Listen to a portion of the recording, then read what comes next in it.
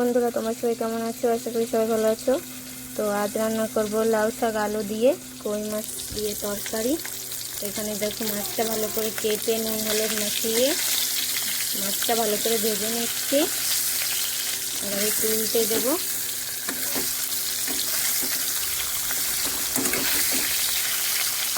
আর এখানে লাউ শাক আর আলু ভালো করে কেটে পরিষ্কার করে ধুয়ে জলে রেখে দিয়েছি।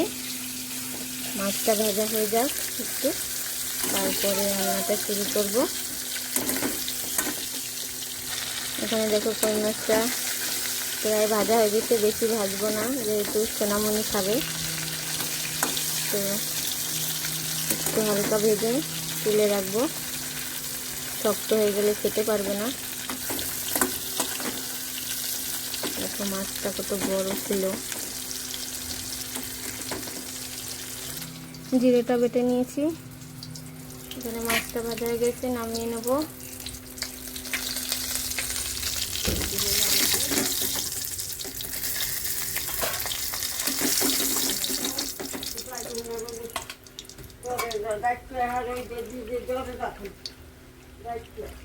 এবার আলু আর শাকটা দিয়ে দেবো।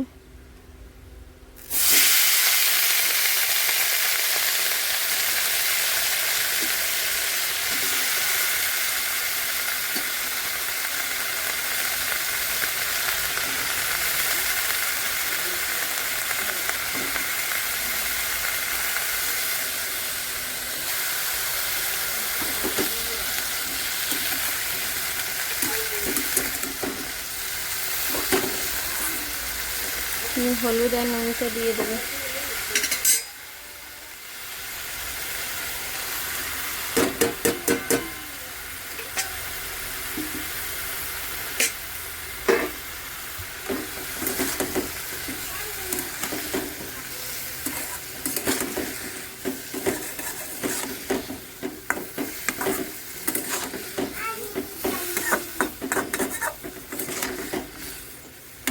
জল বেরিয়েছে।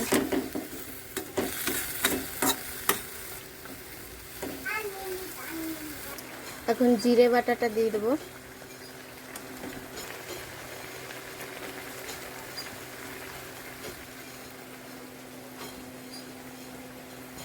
ভালো করে একটু নেড়ে চেড়ে মিশিয়ে নেব।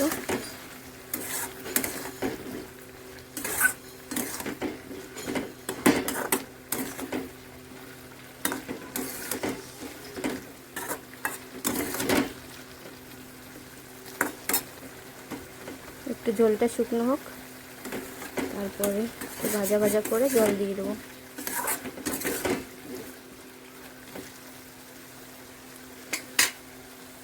এখানে দেখো ভালো মতো ঝোলটা শুকনো হয়ে গেছে। এবার জলটা দিয়ে দেবো।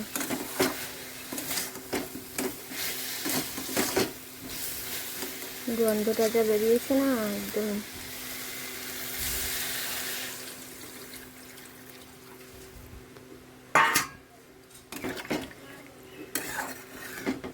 আলুটা সিদ্ধ হবে ওই জন্য। আর এর মধ্যে মাছটা এবার দিয়ে দেবো।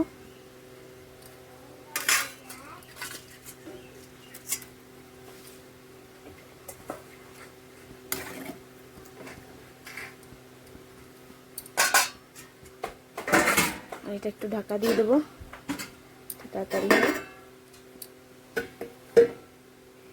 ব্যাস, এটা এবার সিদ্ধ হোক ভালো করে। এটা এবার খুলে দেখবো কতটা কি হলো, কেমন অবস্থা।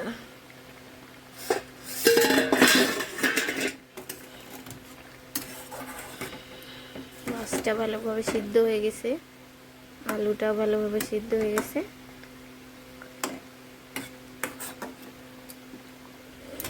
একটু বাড়ানো থাক, একটু মাখো মাখো হোক, সব কিছু ভালোভাবে সিদ্ধ হয়ে গেছে। এই দেখো, তারপরে এটা নামিয়ে দিলেই রেডি হয়ে যাবে লাউ শাক দিয়ে কই মাছ।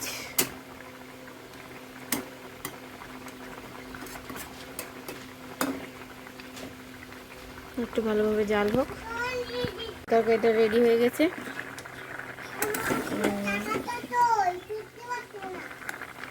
এর মধ্যে দুটো কাঁচা লঙ্কা দিয়ে দিয়েছিলাম। এই দেখুন, এবার রান্না কমপ্লিট।